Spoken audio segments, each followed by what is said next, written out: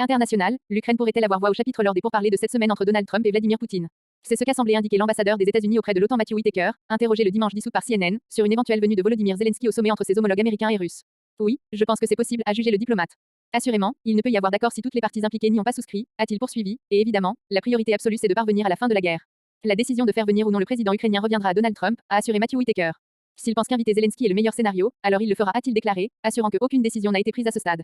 La rencontre entre Trump et Poutine soulève de nombreuses questions, en voici quelques-unes. De son côté, le vice-président américain J.D. Vance a affirmé que Washington veut programmer une rencontre entre Donald Trump, Vladimir Poutine et Volodymyr Zelensky, sans préciser si elle pourrait avoir lieu lors du sommet russo-américain du vendredi 15 août en Alaska.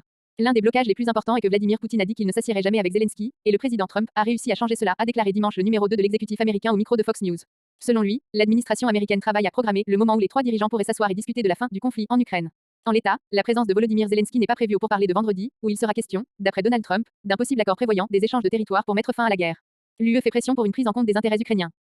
La prise en compte des intérêts ukrainiens lors des discussions entre Donald Trump et Vladimir Poutine inquiète sérieusement les Européens, qui poussent pour la présence de Volodymyr Zelensky et s'efforcent de faire front commun derrière Kiev depuis l'annonce des pourparlers.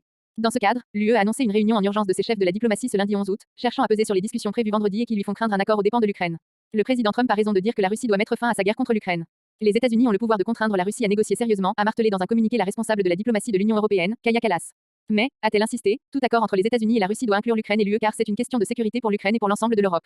Elle a annoncé dans ce communiqué une réunion extraordinaire lundi en visioconférence de ministres des Affaires étrangères de pays de l'UE, en présence de leur homologue ukrainien Andriy Sybiga, afin de discuter des prochaines étapes.